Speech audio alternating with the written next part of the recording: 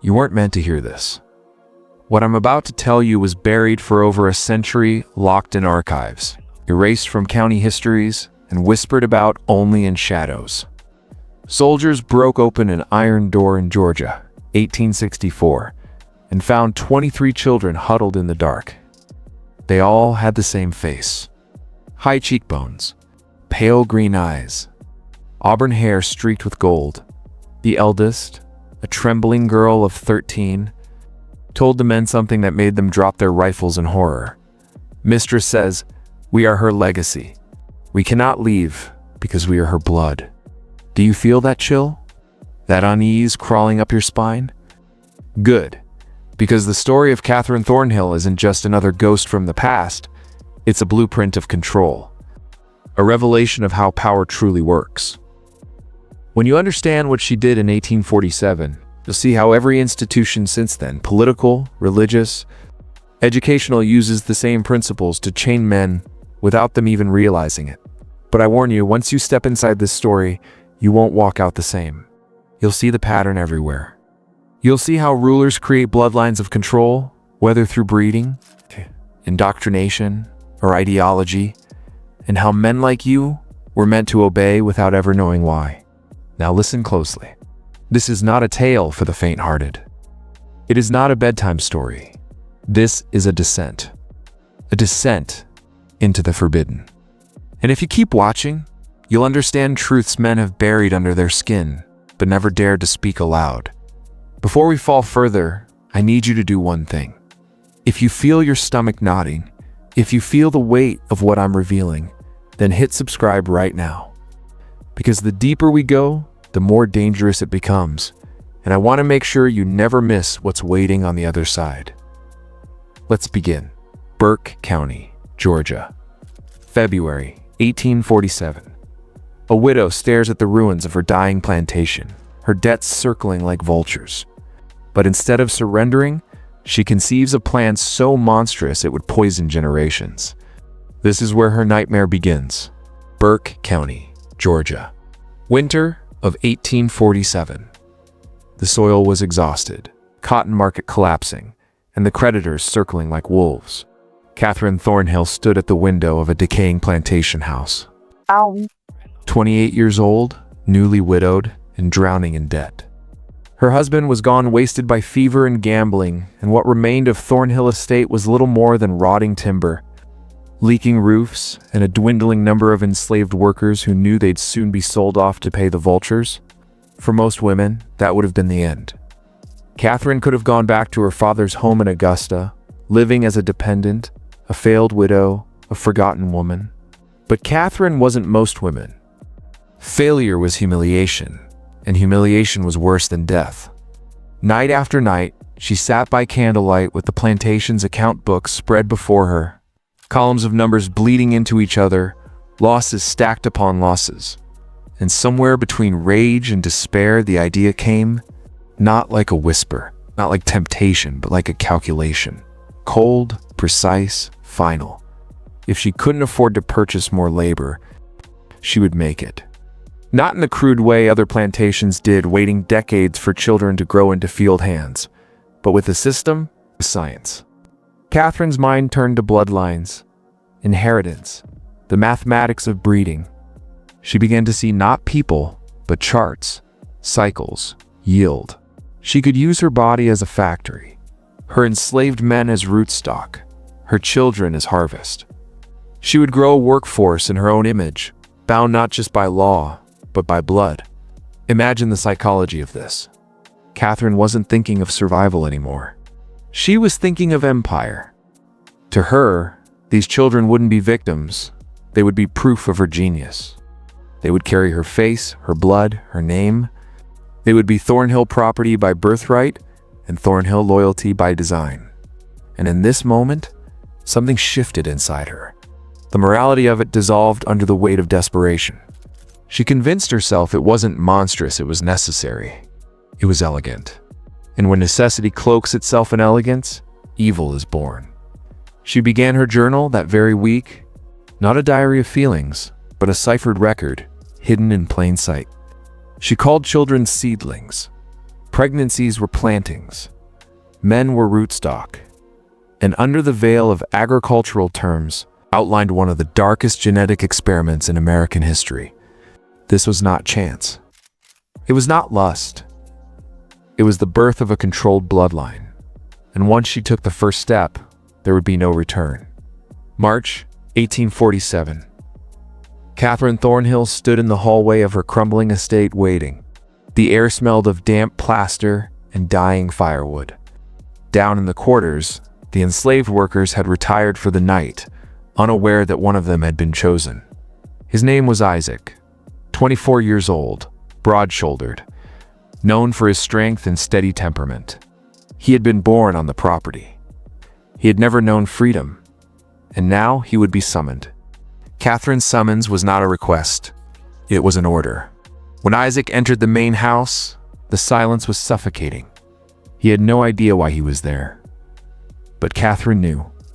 She had already written the entry in her journal that afternoon, rootstock 1. First planting tonight. Weather clear and mild. That night, the Thornhill line took a turn into darkness.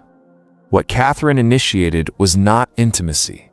It was procedure, calculated, emotionless. She treated conception like sowing seed in a field. With Isaac as the soil and her womb as the harvest ground, she kept no record of her feelings because she didn't have any. What mattered was result. Yield, continuation of the estate through blood. Weeks passed. She summoned Isaac again and again, always in silence, always in secret. And by April, she was certain. She recorded it with the same cold detachment she might use to track rainfall. Initial cultivation successful. Anticipated harvest in December. Think about that language. She didn't say pregnant. She didn't say child. She said cultivation, harvest. Words meant for crops, not people. In her mind, she wasn't creating life. She was engineering property. But her secret wasn't as secure as she believed. Richard Thornhill, her 16-year-old stepson, watched. He saw Isaac summoned at night. He saw the changes in his stepmother's habits. He saw the midwife arrive under false pretenses, and in his silence grew suspicion. To Catherine, suspicion was irrelevant. She believed herself untouchable. She believed bloodline would shield her. What she didn't realize was that Richard's gaze was the first crack in her empire. Because the truth is this: when power is built on secrets, every pair of eyes becomes a threat, and every secret eventually demands a witness. Summer 1847. The house groaned under the Georgia heat. Its shutters warped, its air thick with mildew and secrecy. Richard Thornhill moved through the corridors like a shadow. 16 years old, awkward, bookish, and terrified. He knew something was wrong. He saw the way Catherine dismissed her servants. He saw Isaac summoned at night. And when Catherine withdrew from her daily rides, feigning the illness of pregnancy, Richard's unease hardened into dread. One afternoon, Catherine left for Westboro. Richard entered her study. He moved with trembling hands, rifling through drawers, searching for something, anything, that could explain what he already feared. Then he found it. A small, leather-bound book locked in a desk drawer. The lock was simple, and desperation made him clever. Within minutes, the book was open. What he found was no diary. It was worse. Pages filled with strange substitutions, like agricultural codes, seedlings, plantings, rootstock, harvests. At first, it made no sense. But Richard had always loved puzzles. For 3 days, he worked in secret, breaking the cipher. And then the words spoke plainly. The journal wasn't about crops. It was about people. About Isaac. About Catherine. About planned pregnancies disguised as plantings. About children described as seedlings. About breeding charts that looked like livestock manuals. But the livestock were human beings. Richard's blood ran cold as he turned the pages. Catherine had not only conceived with Isaac, she had designed a program. A systematic plan to create a self-sustaining bloodline of enslaved descendants. tied to her estate not by law alone, but by blood itself. Her notes were precise. Desired traits, timelines of births, projections of population growth over 20 years. He copied a few pages, his hand shaking so badly the ink smeared. Proof. At last he had proof. But proof is dangerous when you live in the house of the guilty. That night at dinner, Catherine's green eyes lingered on him too long. Her smile was thin. "Richard," she said, her knife carving meat with surgical calm, "have you been in my study recently? Some of my papers seem disturbed." The room went silent. Richard's throat closed. He lied. "No, ma'am." Her smile didn't fade. "Good. Because family loyalty is everything. Without it, we're simply animals tearing at each other. And scandal. Scandal can destroy a family forever." She paused, her fork poised midair. "I would hate for your father's memory to be tarnished by false accusations." Richard lowered his eyes. But inside he knew. She had seen him. She knew. And once you've glimpsed the machinery of power, once you've read the pages not meant for your eyes, you're no longer a stepson. You're a liability. And Catherine Thornhill didn't keep liabilities alive. By autumn 1847, Richard Thornhill was no longer himself. The boy who once spent hours in the library, sketching birds and memorizing Latin phrases, now walked the halls with hollow eyes and trembling hands. The weight of Catherine's journal pressed on him like an invisible chain. He couldn't unsee it, couldn't unread it.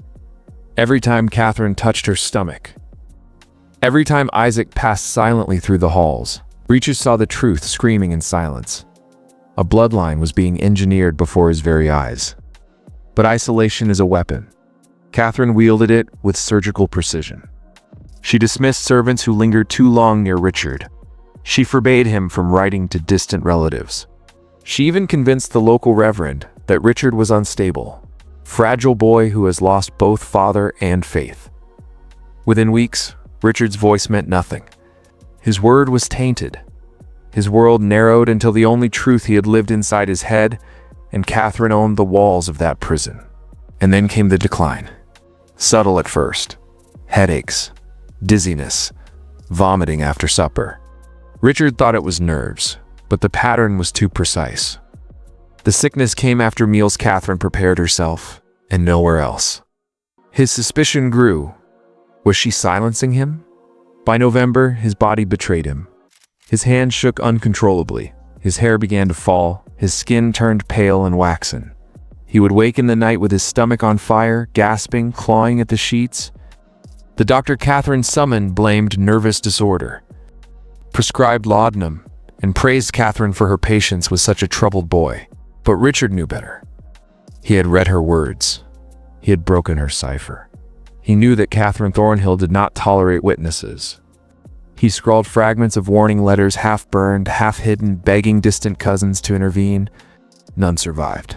Catherine always found them first. The final proof came one night at dinner. Richard's cup trembled in his hand, the water inside cloudy and bitter. He forced himself to drink, because refusal was more dangerous than compliance. Catherine watched him with a calm so sharp, it was almost cruel. "You must keep your strength up," she said softly.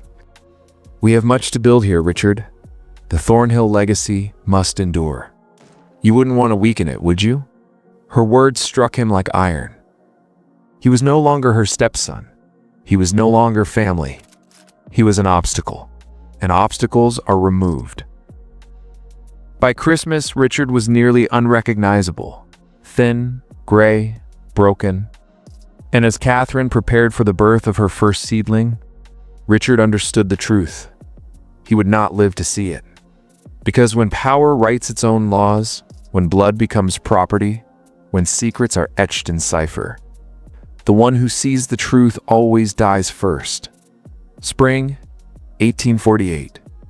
The Thornhill plantation looked on the surface unchanged. Cotton fields lay fallow.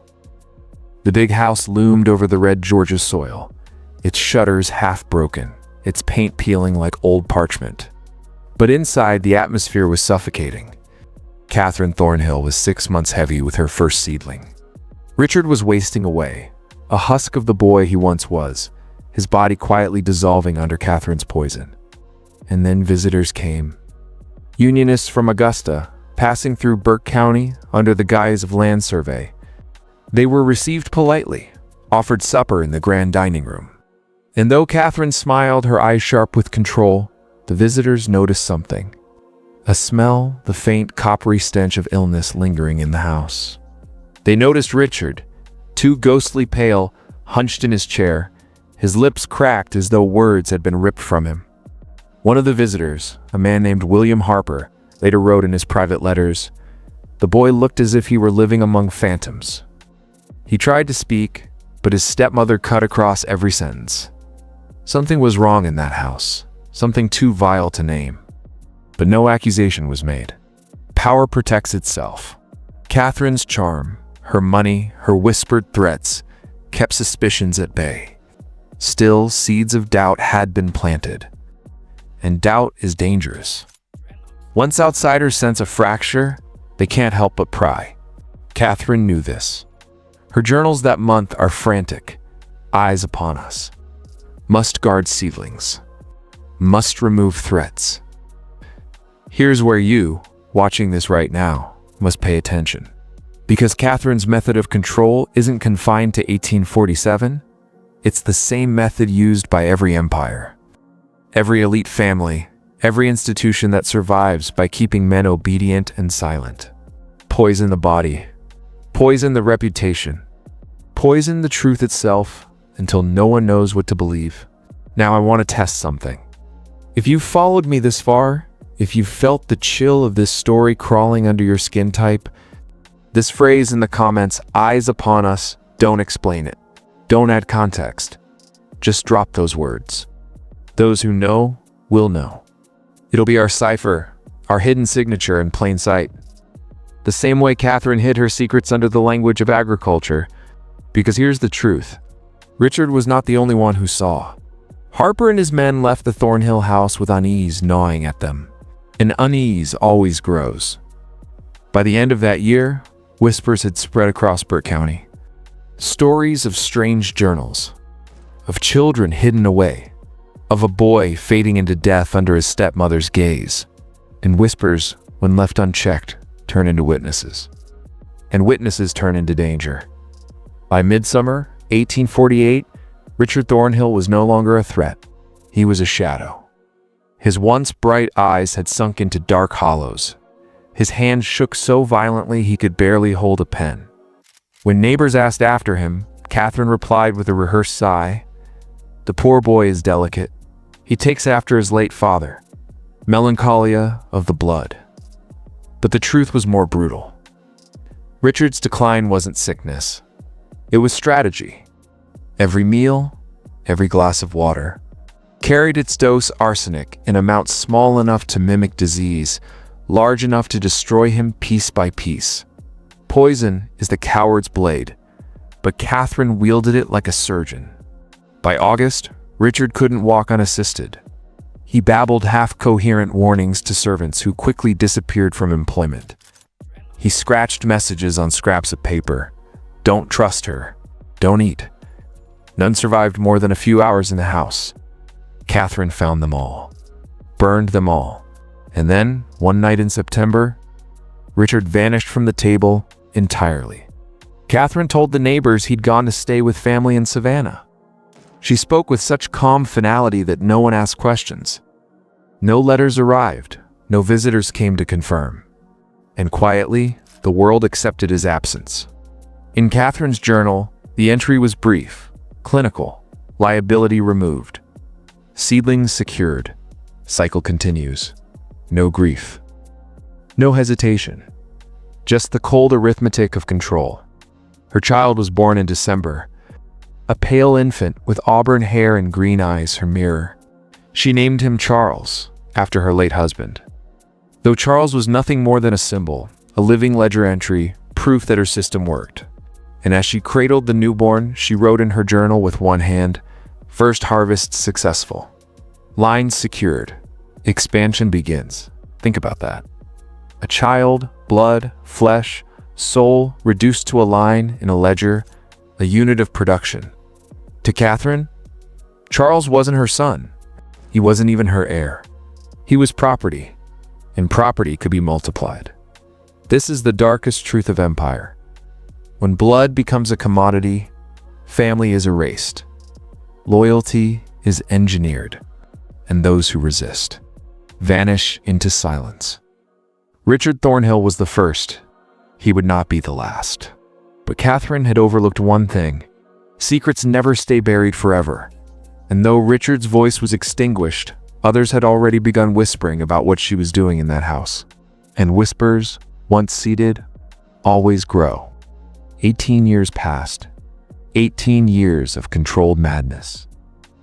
Catherine Thornhill's journals grew thick with breeding charts, cycles recorded like harvest seasons, children born and measured like crops. By 1864, Thornhill Estate was crawling with life, but not the kind you imagine when picturing a plantation. They said the children had strange, haunting eyes, pale green, like stagnant water reflecting fire. They said their hair was streaked with red gold, a hue rarely seen in Georgia fields. And they said Catherine paraded them in the main house, whispering to neighbors that these were her husband's legacy. Though the resemblance to enslaved fathers could not be ignored, neighbors stopped visiting. Workers from nearby farms avoided Thornhill after dusk. People swore they heard chanting in the fields at night, children's voices repeating words no one recognized. Fear grew, but silence kept it contained. Because who would confront a Thornhill, a Danforth, a woman from one of the oldest lines of Georgia money? Then came the war. Union soldiers marched through Burke County in 1864, blue coats like shadows across red soil. They burned fields, emptied storehouses, toppled estates, and when they reached Thornhill, they found the doors barred. Catherine refused them entry. For 3 days, smoke curled from her chimneys as though the house itself were resisting. On the 4th day, they broke through the iron doors of the basement. What they found has been whispered ever since. 23 children, locked in darkness. Some as young as 4, others nearly grown. All with the same bone structure, the same burning eyes, the same uncanny resemblance. They huddled together in silence, as though they knew words could betray them. One child, a girl of 13, finally spoke. Her voice was flat, rehearsed. "Mistress says we are her legacy. We cannot leave because we are her blood." The soldiers recoiled. Hardened men who had seen wars worse stared at those children and turned pale. One officer, writing privately in a letter marked confidential, confessed, "It was not like finding slaves. It was like finding experiments, but history is written by those who choose what to reveal and what to bury." That letter was sealed in archives for more than a century. Local records never mentioned Thornhill again, as if the estate evaporated into smoke. Yet the children lived. Where they went, no one knows. Some say the Union relocated them north. Others whisper they were dispersed across the South, hidden in plain sight. But if that's true, then Catherine's bloodline didn't end in Burke County. It spread. And if blood carries memory, if blood carries design, then somewhere out there, men still walk with Catherine's eyes. History doesn't just forget. It is made to forget. Every silence, every gap in the record, is not an accident. It is architecture. And the story of Thornhill Estate proves it. Union officers saw enough in 1864 to fill libraries with testimony. They could have dragged Catherine Thornhill to trial. They could have exposed her journals, her breeding program, her systematic corruption of blood. But instead, the official record contains one line, buried in the 34th Massachusetts Infantry's archives. Matter resolved. Estate vacated, that's all. No names, no children. No crime, the rest? Hidden in private letters marked confidential. Locked away in courthouse basements. Left to rot in collections where only the boldest researchers dare to dig. And why? Because Thornhill wasn't just one woman. She was a mirror held up to the system itself. Slavery wasn't only chains and cotton fields. It was control of the body, ownership of reproduction, the deliberate engineering of people as property. Catherine only made the implicit explicit.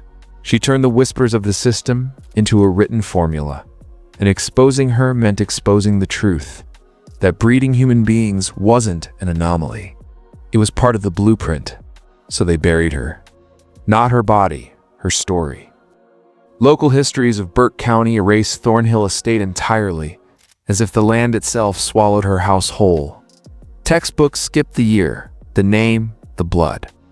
Generations grew up walking those fields, never knowing bones slept beneath their feet. This is how control operates. Not always with force, but with silence. If people forget, if records vanish, then crimes never happened. That's the lie. That's the poison. But silence leaks. Every archive has a weak seam. Every courthouse basement has boxes misfiled, waiting. And when those boxes open, what emerges isn't just information, it's transformation. Because once you see how history is shaped, you can never trust the surface again. Ask yourself, if Thornhill could be erased, how many other stories were buried the same way? How many estates, families, lineages were scrubbed clean to preserve the illusion of order? The truth is this: Catherine Thornhill was not an aberration. She was a symptom. And symptoms, when hidden, metastasize. So I'll ask you directly, write it in the comments right now. Twice, to burn it into your mind and into this channel's bloodline. Silence is the real master. Type it twice. Because only when you speak it, when you name it, does silence lose its grip. Legacies don't vanish. They mutate. Catherine Thornhill understood that better than anyone. She didn't just want children. She wanted continuity. A bloodline she could command long after her body rotted beneath the Georgia clay.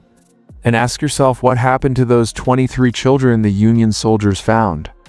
Records vanish. Reports stop. Names dissolve. But blood doesn't disappear. Blood flows. Blood hides in plain sight. Look at the green eyes staring back at you in photographs that don't quite fit the family tree. Look at the red gold hair in counties where no ancestor should carry it. Look at the whispers that pass through families like inherited shadows. Do you think it's coincidence? Or do you think Catherine's legacy didn't just survive, it thrived? Because here's the truth no one wants to face. Once a system engineers people as property, those chains don't break, they simply change form. Maybe not iron, maybe not auction blocks, but contracts, debt, identity papers, invisible structures that still tie men to masters they never see. That's what Thornhill represents. Not a ghost story, not a lost plantation, but the machine of control itself, refined into blood. She wrote it in her journal without flinching. Cultivation never ends. Each harvest becomes the next seed. And here you are, in the 21st century, listening to me. Do you really think you're outside her system? Or are you one more harvest in a field you never knew you walked? I told you from the beginning, knowledge like this changes a man forever. You don't unhear it. You don't forget it. You carry it in your blood now, whether you want to or not. So here's my final command. Remember Catherine Thornhill. Remember her eyes. Remember her silence. Because when you walk into a courthouse, a bank, a school, you feel something cold in the architecture. Something older than you can explain. That's her. That's the system she embodied. That's the machine still humming. And if you've made it this far, you're already part of the resistance. You're no longer just a listener, you're awake. This was Fear Liturgy. Subscribe now, because this is only one secret among thousands, and if you leave now, you'll go back to sleep. But if you stay, I'll show you more. Remember, history doesn't die, it waits. And Catherine Thornhill is still waiting.